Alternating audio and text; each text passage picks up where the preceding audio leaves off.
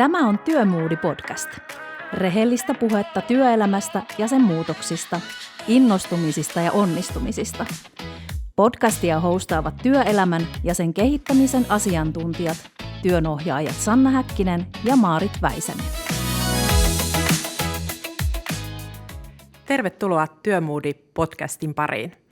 Täällä tänään keskustelemassa Sanna ja Maarit, ja aiheena meillä on eläköityminen.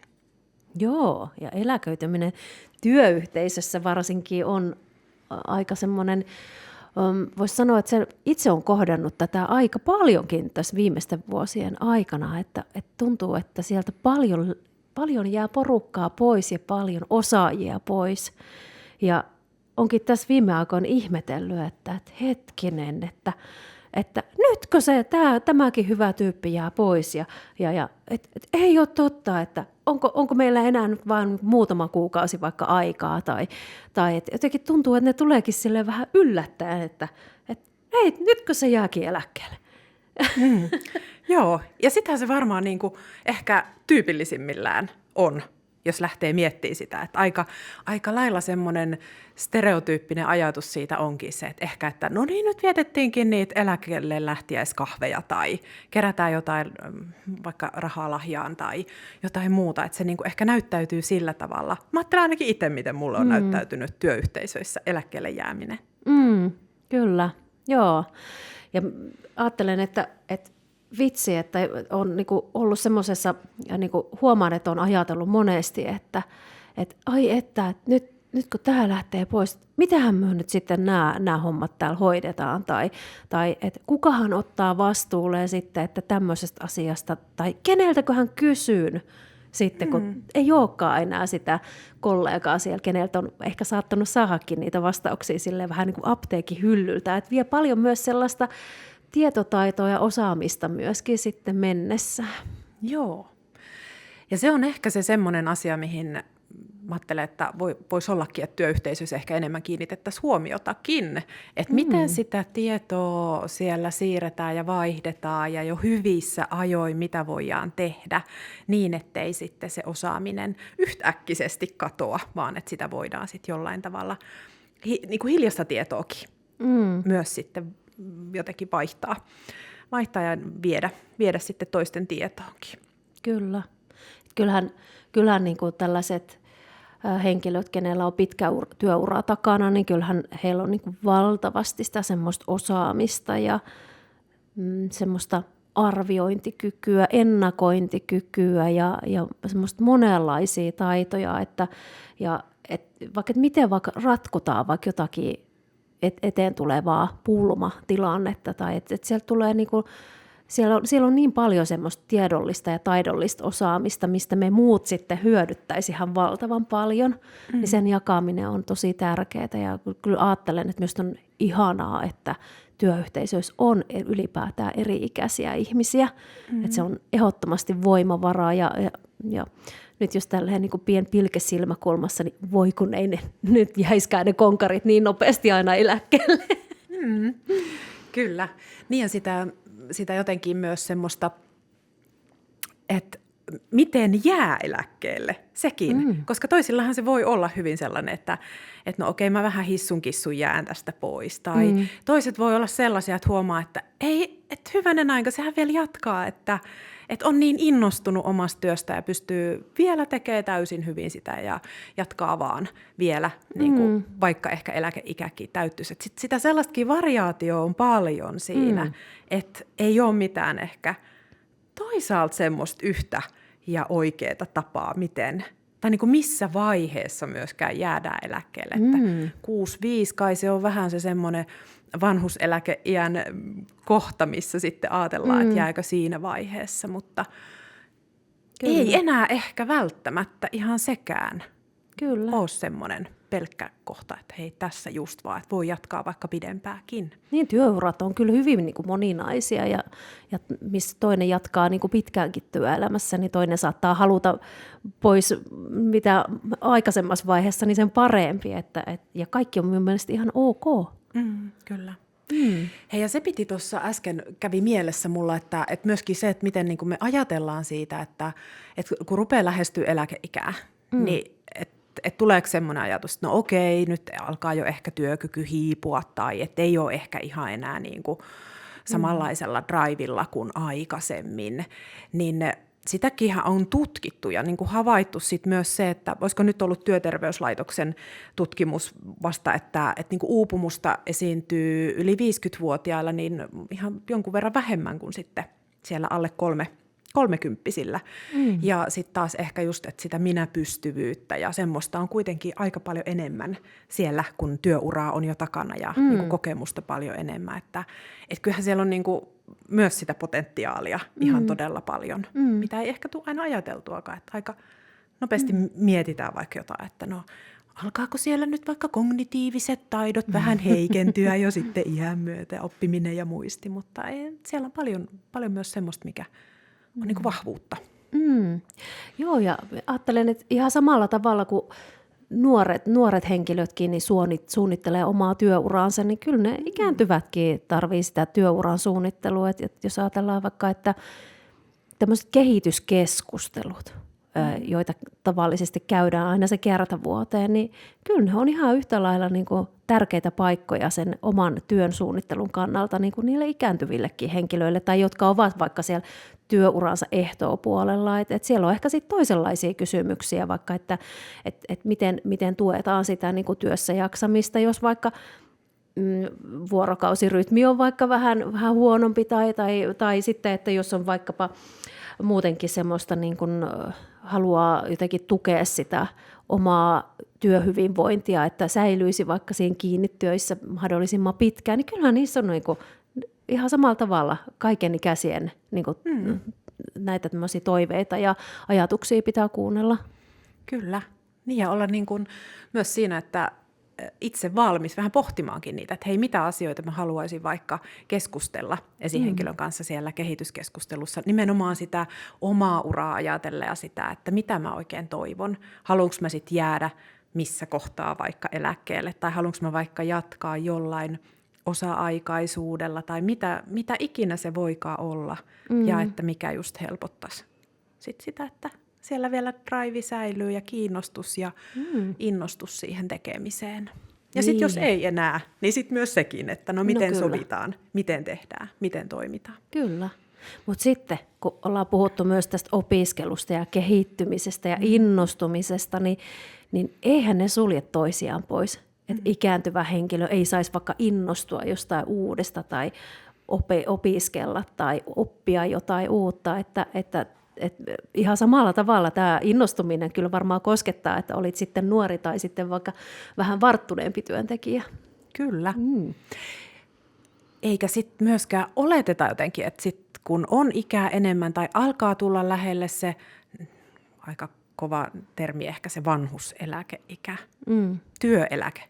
Se on varmaan niin kuin parempi terminä, työeläkeikä. Niin ettei siinä kohtaa lähetä myöskään sitten työyhteisö, jos ajattelee jotenkin, että hei, nyt hän niin kuin haluaa jäähdytellä jo vähän ja ei ehkä tarjota koulutuksia, ei ehkä samanlaisia mahdollisuuksia tarjota. Koska tai tämmöisiä kohteita, että lähdetkö mukaan projektiin tai johonkin. Joo, että siinä aletaan mennä itse asiassa jo vähän sille alueelle, että ei nyt sitten vähän mene sinne ikäsyrjinnän puolelle sitten taas, jos sitä lähtisi miettimään, että jätetään niin kuin pois, ei kerrota tai ei vaan ei oteta huomioon, että voisi olla kiinnostusta myös. Kyllä. Ja mä ajattelen itse, että semmoisella suurella määrällä työkokemusta ja osaamista ja nimenomaan semmoista laajemman niin kuin, tämmöisen kehittämisen niin kuin näkökulmien kannalta, niin onhan niin kuin ikääntyvät ihan valtava hieno niin kuin voimavara just siihen kehittämistyöhön, että he ehkä näkee sitä, että hei, tässä on tämä kehityskaari ja nyt ollaan tällaisesta lähetty ja tässä ollaan nyt ja ehkä tulevaisuudessa kannattaisikin tällaisia asioita ottaa huomioon, niin kyllä se niinku potentiaali kannattaa hyödyntää. Niin, ja kyllä siellä on saatettu tehdä niitä samoja kehittämistoimenpiteitä jo aikaisemminkin. Että pyörää keksitty uudestaan. Niin, koska kyllä sen jo huomaa itsekin tässä, että sen, että reilu 20 vuotta on ollut työelämässä, niin kyllä sitä huomaa, että tiettyjä asioita keksitään uudelleen. Ja siitäkin, että hei, et voiko siitä keskustella, että hei, tätä on joskus jo kokeiltu ja nämä asiat onnistu silloin ja voiko aika olla nyt eri, kokeilla uudelleen. Kyllä. Joo, täällä Työterveyslaitoksen sivuilla kerrotaankin tällaisesta, että ikäsyrjinnästä, minkä mainitsit. Että ikäsyrjinnän kokemukset heikentävät tutkitusti yli 55-vuotiaiden työntekijöiden työhyvinvointia, vahvistavat eläkeajatuksia, lisäävät ennenaikaista eläköitymistä. Että onhan se tosi surullista, jos ihmiset jää näistä syistä eläkkeelle ja jättäytyvät pois työelämästä, vaikka ehkä kokisivat, että olisikin jotain annettavaa. Niin, kyllä. Se on totta. Ja että tuleeko sitä aina just ajateltua siellä omassa työssään ja työyhteisössä, että hei, miten meillä toimitaan. Mutta niin kuin tiedostamista enemmän varmasti tarvii monessa paikkaa ja jokainen osaltaan. Ja tuo, että tietenkin se, että mitä kokee siellä työyhteisössä, että miten on yhteisön jäsenenä, vaikka ikääkin tulee ja kokemusta karttuu, mutta myös se, että mitä sitten siellä vapaalla. Että kyllähän kun on ikää enemmän, niin sitten se myös tarkoittaa sitä, että siellä voi olla lähipiirissä jotain sellaisia vaikka sairauksia tai jotain hoivan tarvetta, jolloin myös se puristus siitä, että hei, mihin mua tarvitaan tai missä mun olisi hyödyllisintä nyt olla, niin onhan sekin sitten taas se semmoinen toinen puoli siellä, että vaikka voisi olla ehkä innostustakin ja halua, mutta että niin kuin aikamoiseen paineeseen saattaa myös joutua sen suhteen, että, hei, että minkälaisen arvovalinnan teen ja minkälaisen niin kuin muutenkin, miten haluan elämäni elää ja mihin haluan sen aikani käyttää. No kyllä. Omien arvojen mukaista toimintaa. Kyllä. No mitä ajattelet siitä, että joskus kuulee tämmöisiä lausahduksia myöskin sitten, että antaapas niiden nuorempien hoitaa. Onko siihen lupaa? Niin. Mulle tuli just semmoinen ajatus, että onko siinä vähän jo kyse siitä jäähdyttelystä niin sanotusti, että rupeaa jo vähän itse on niin kuin kokenut, että hei, nyt mä haluan vähän jo lähteä irtaantumaan ja ajatukset on jo siellä niin kuin eläkkeellä tai jossain muussa ja sitten, että antaa niiden nuorempien. Että semmoinen mulle tulee tuosta niin kuin ensimmäisenä mieleen. Että siinä on jo jostain vähän päästetty irti ja annettu lupa itselle, että no ehkä tämä ei ole nyt enää mun paikka tai en tiedä, mitä kaikkea siihen voi liittyä. Mä ajattelen, että siihen voi liittyä myöskin sit se työyhteisön näkökulma siitä, että se voi herättää monenlaisia tunteita, että täällä onkin työyhteisössä yksi, joka vähän jo irrottautuu ja ehkä myöskin miettii sitä omaa panostusta siihen työn tekemiseen myös sitä kautta, että minkä verran annan. Ja sitten se taas voi herättää jossakin semmoista vähän, että onpa epäreilua, että miksi tämä nyt täällä tekee ehkä hieman vähemmän kuin minä teen, tai sitten myöskin voi olla myös toisen kolikon kääntöpuolella se, että ymmärretään varsin hyvin, että okei, että tämä on niin kuin hyväksi hänelle ja kyllä me täällä nuoremmat sitten tehdään sitten samalla tavalla kuin ennenkin, mutta että voi herättää monenlaisia tunteita. Kyllä. Joo, ja sitten just se, että miten, että puhutaanko siitä, vai onko se asia, josta ei niin kuin ikään kuin puhuta, että mitä sanotaan, kun ei sanota mitään. Että jotain tämmöistä siinä voi äkkiä tulla kyllä ehkä sitten myös. Mutta se hyvä, turvallinen keskustelukulttuuri työyhteisössä näistäkin asioista on tosi tärkeää. Kyllä, joo. Turvallisuudesta puheen ollen. Joillain voi olla, tai se, että mitä itse nyt on joitain keskusteluja just käynyt eläköityvien kanssa tai niin kuin eläkeikää lähestyvien kanssa, niin myös toi turvallisuus siinä mielessä, että ei oikein haluaisi enää välttämättä siinä työuran viimeisinä vuosina niin mitään ihmeempää katastrofia syntyvän. Eli jotenkin myös se semmoinen tunne siitä, että hei, että mä teen niin kuin tämän mun työni mahdollisimman hyvin ja mä keskityn niihin tiettyihin asioihin, joilla mä pidän jotenkin niin kuin kaikki kasassa. Niin sekin näkökulma niin kuin on olemassa, että sitten et haluaa olla niin jotenkin turvallisessa fiiliksessä sen työnsä kanssa, että nämä asiat hoituu ja mitään semmoista niin kuin muuta mä en tähän niin kuin ehkä tarvitsekaan tai halua ottaa. Kyllä. Mutta että se on myös niitä asioita, että sit miten niistä pystyy puhua ääneen ja sanottaan sitä omaa fiilistä ja sitten ehkä kuulla, mitä muut ajattelee siitä sitten. Vaikka nyt just taas niin kuin vertaa siihen, että ryhmätyöohjauksessa, jos on eri-ikäisiä työntekijöitä, niin tämän tyyppiset teemat voisi olla ihan hyvinkin, mitkä nousee esiin. Kyllä.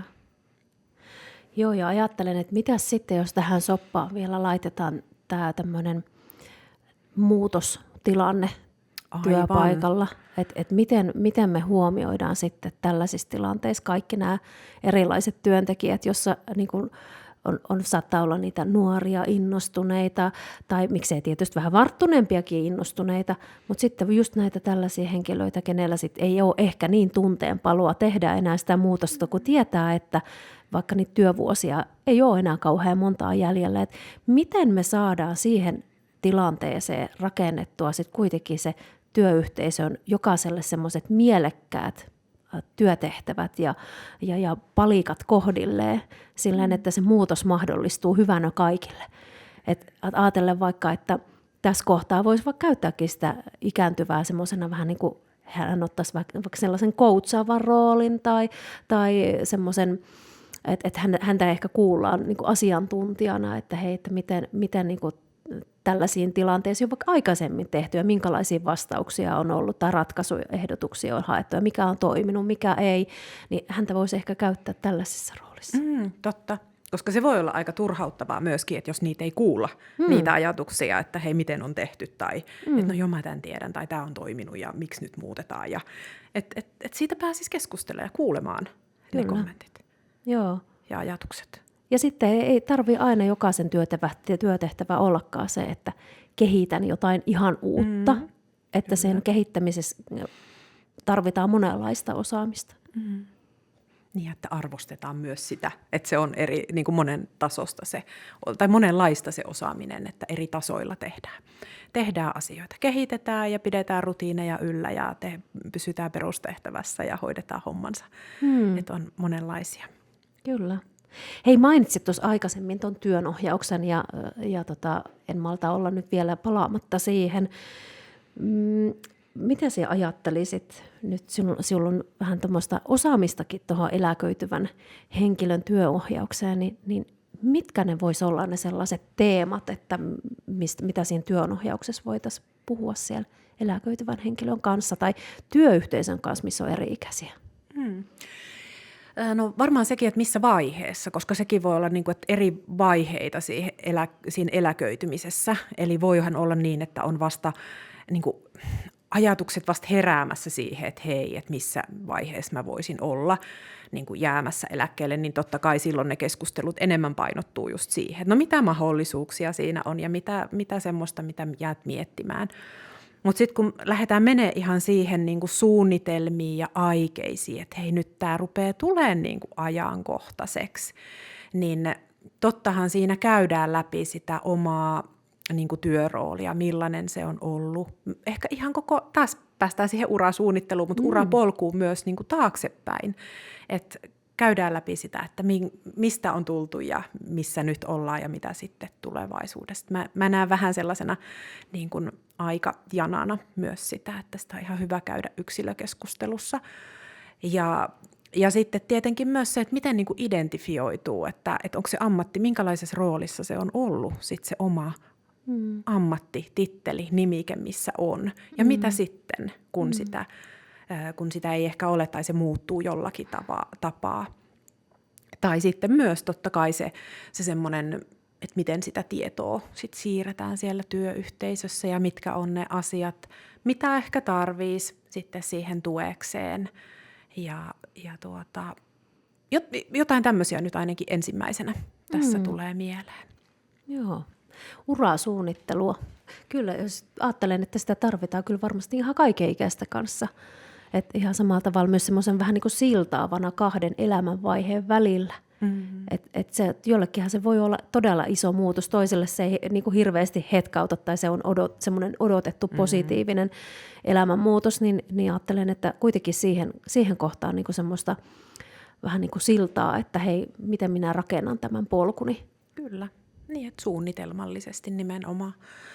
Ja kyllä mä ajattelen, että sitten niitä keskusteluja, joita on käyty, missä se eläkkeelle jääminen se niin kuin pelottaa tai se tuntuu jotenkin sellaiselta mahdottomalta ajatukselta, että miten ihmeessä voin jäädä koskaan pois töistä, niin sit siihen on saattanut liittyä ihan sitä, että on vaikka aika vähäiset sosiaaliset verkostot ympärillä, että kokee, että sit jää tosi yksin, että ei ole enää osaa mitään yhteisöä tai että jos työ on ollut pitkälti koko elämä, niin mitä ihmettä mä teen sen jälkeen, kun mä en ole enää niin kuin siinä roolissani tai niin kuin mistä mä saan taas sen niin kuin innostumisen ja onnistumisen tunteita.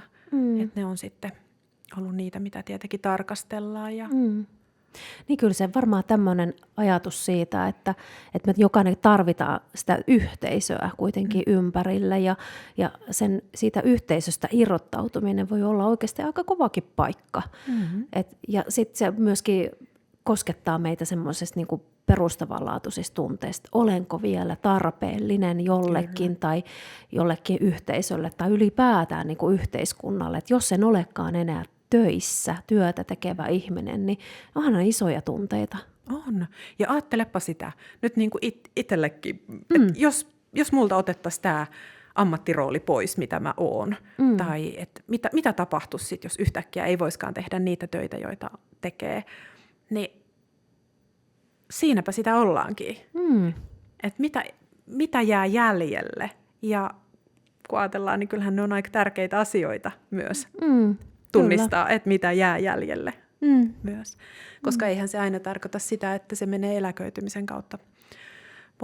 Voi olla niin, että niitä asioita on mietittävä jo ennempäänkin. Niin, elämähän on yllätyksiä täynnä ja työelämästä voi jäädä pois myös nuorena.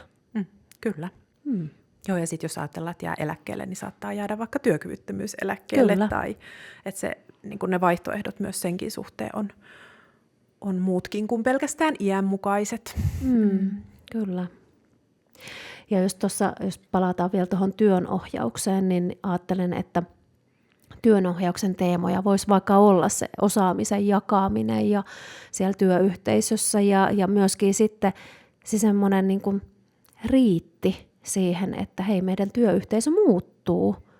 Ja siihen niin kuin valmistautuminen myös niin kuin henkisellä tasolla, että se voi olla, että se pois jäävä tai eläkkeelle jäävä työkaveri onkin se kaikista läheisin työkaveri ja sitten siihenkin liittyy monenlaisia niin kuin asioita ja tunteita ja niin kuin, tämä on hyvin monisyinen asia ja työnohjauksella voidaan hyvin paljon niin kuin saada semmoista positiivista ja myönteistä suhtautumista siihen, että mitä sitten tapahtuu, kun näin käy. Kyllä. Rohjetaan nostaa ne esille ja miettiä niitä yhdessä. Kyllä. Näin on.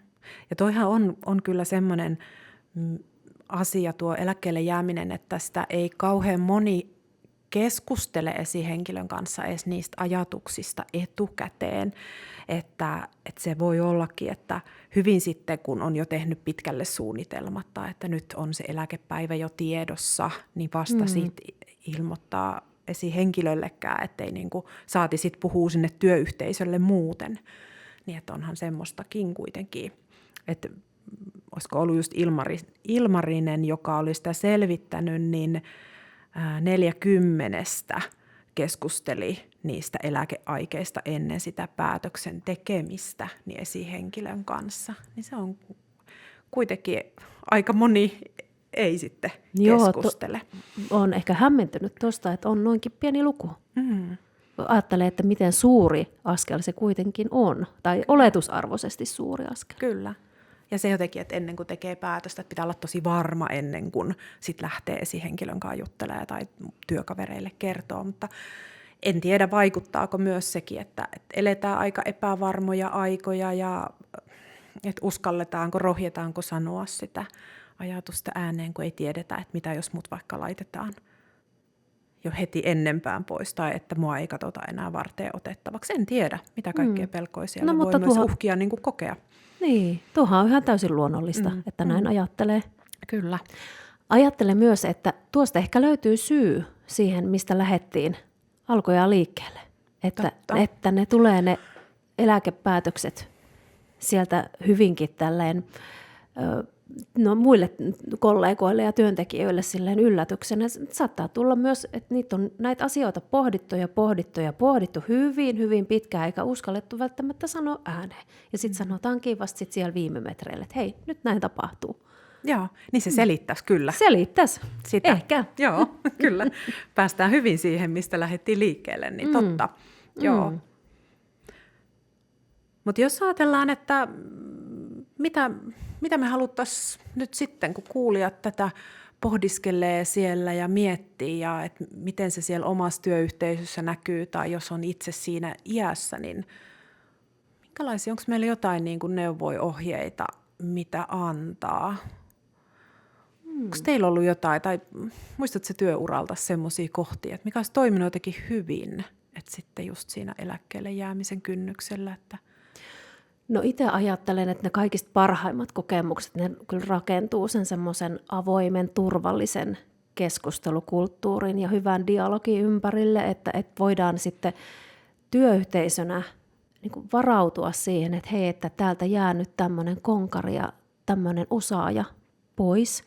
Ja sitten pystytään myöskin sitä tietoa jakamaan ja pystytään hyvin niin kuin silleen mukavassa aikataulussa myöskin sitten tekemään sitä niin sanottua siirtoa.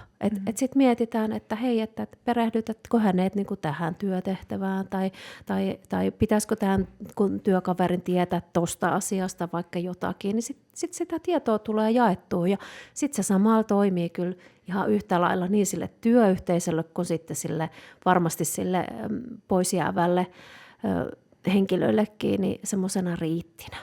Siinä, että siihen niin kuin kaikki kerkee varautumaan ja sopeutumaan ja sitten myöskin tekemään tunnetasolla sitä työskentelyä.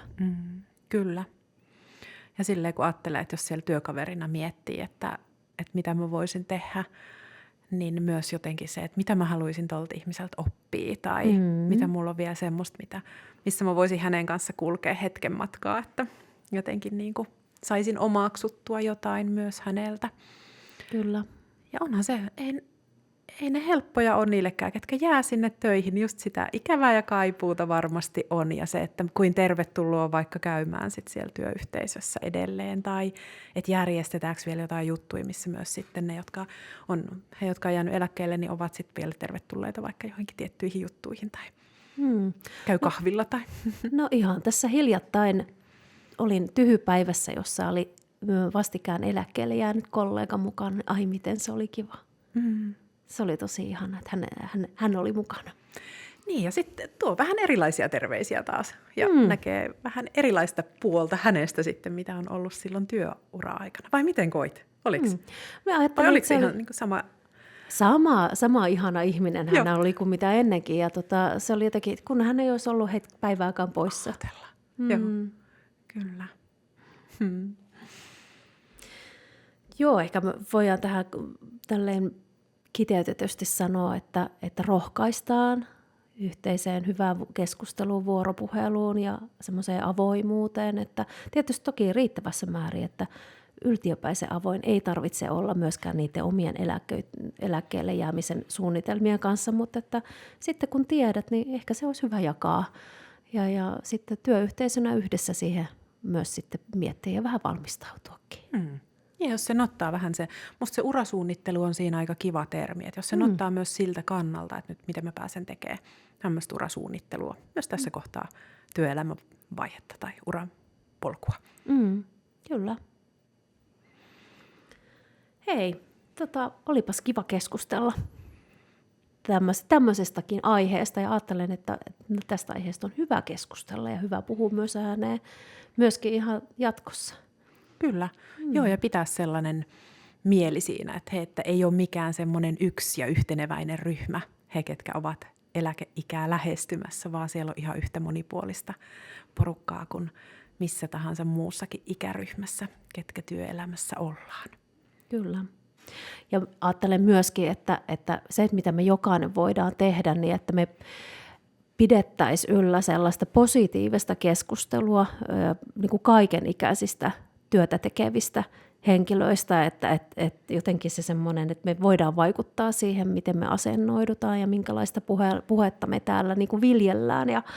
Ja kannattaa, niin kuin, ajattelen, että jos vaikka asettaudut itse sen, niin kun, jos olet vähän varttuneempi työntekijä, niin vaikka sen nuoren kollegan saappaisiin, joskus olet ollut ehkä itsekin niissä samoissa saappaissa, tai sitten toisinpäin, niin miettiä vaikka, että hei, miltähän se mahtaa se työelämä näyttäytyä tämän toisen henkilön, joka onkin itseäni paljon ehkä varttuneempi, niin hänen silmissään. Kyllä. Aina se asettautuminen toisen saappaisiin on välillä ihan hyväksi. Joo. Sanotaan, että pitää vähän niin kuin toisenkin mieli mielessä siinä silloin siellä työpäivien ja työn tohinassa. Kyllä. Hyvä, mutta aletaanko me lopetella tätä podijaksoa tähän ja jatketaan tarvittaessa keskustelua sitten esimerkiksi siellä kommenttikentässä tai meidän somekanavissa. Joo, olisikin mielenkiintoista kuulla, että minkälaisia kokemuksia ja mielipiteitä teillä tästä aiheesta löytyy, ja varmasti jokaiselta joku kokemus löytyy. Kyllä. Kiitoksia. Kiitoksia.